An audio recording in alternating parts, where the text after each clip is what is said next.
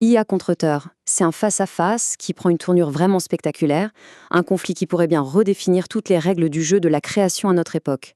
Alors on va plonger ensemble dans les détails de cette affaire qui oppose des géants de la tech à des plumes mondialement connues. Est-ce que ce sera le procès du siècle? C'est la question qu'on se pose. Bienvenue sur la quotidienne de l'IA, la rubrique du premier site d'information sur l'intelligence artificielle. Je parle bien sûr de iainfo.fr.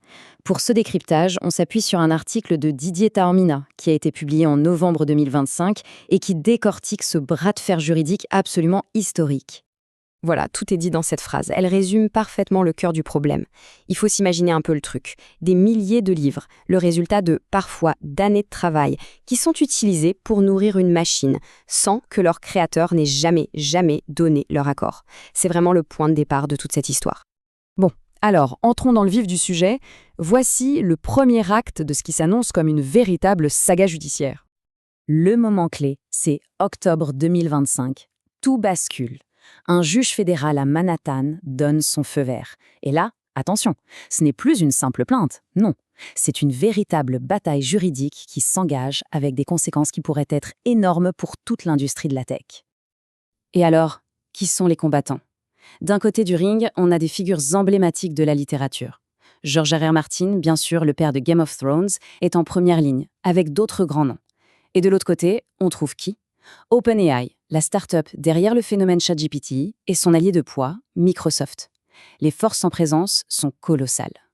Mais au fond, de quoi les accuse-t-on exactement? Pour bien comprendre, il faut revenir à la base, comment ça marche, une IA comme ChatGPT. C'est la question fondamentale. Une IA, ça ne naît pas intelligent. Elle apprend.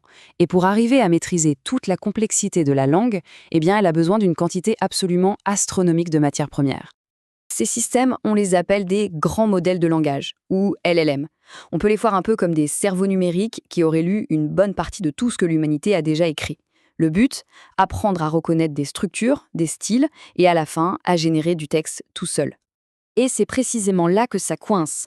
D'après les plaignants, parmi les milliards et les milliards de mots qui ont été ingérés par ChatGPT, il y a leurs romans, leurs essais, leurs nouvelles, bref, des œuvres protégées par le droit d'auteur qui ont été utilisées sans aucune permission et bien sûr sans aucune compensation financière.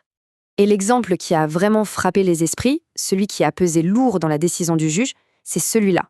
Quelqu'un a demandé à ChatGPT d'imaginer la suite d'un des livres de Game of Thrones. Et là, l'IA a carrément produit un plan détaillé en reprenant les personnages, les intrigues de Martin.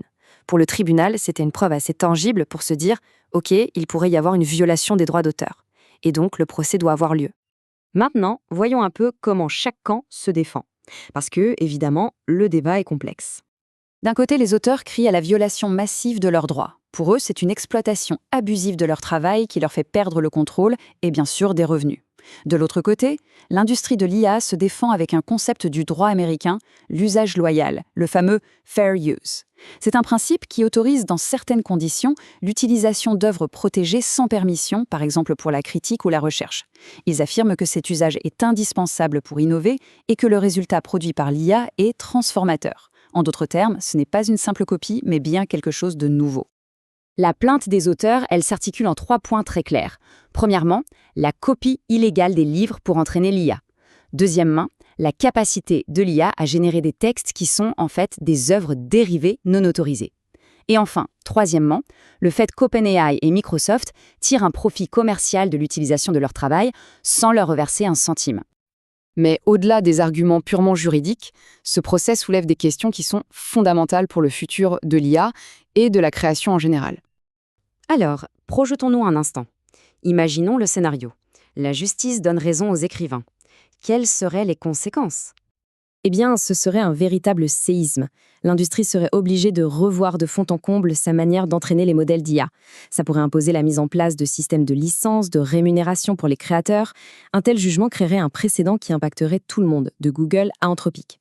Et pour le créateur, c'est aussi un enjeu de survie économique, face à ce qu'il voit comme une concurrence déloyale. Il faut bien comprendre que cette affaire n'est pas sortie de nulle part. Non, la tension monte depuis plusieurs années. Le recours collectif, il a été déposé en septembre 2023, puis en 2024, des lanceurs d'alerte venus de l'intérieur même d'OpenAI ont dénoncé ces pratiques. Donc, la décision du juge en octobre 2025, c'est finalement la suite assez logique de ce climat de méfiance qui ne cessait de grandir. On arrive vraiment au cœur du dilemme que cette affaire met en pleine lumière. Le défi, il est immense. Comment est-ce qu'on peut concilier la soif de données des IA, qui est nécessaire à leur progression, avec le droit qui est fondamental des créateurs à être reconnus et payés pour leur travail? C'est tout l'enjeu de ce procès et plus largement de notre époque. Finalement, cette affaire nous force à nous poser une question qui est essentielle. Est-ce qu'il faut privilégier l'innovation technologique à tout prix, quitte à bousculer les droits qui existaient déjà, ou est-ce qu'on doit d'abord s'assurer que les fondations même de la création sont protégées? Pour l'instant, il n'y a pas de réponse simple. Pour suivre l'évolution de ce dossier passionnant et toute l'actualité de l'IA, n'hésitez pas, toutes les informations sont sur le portail ia-info.fr. Merci d'avoir suivi cette analyse et à bientôt.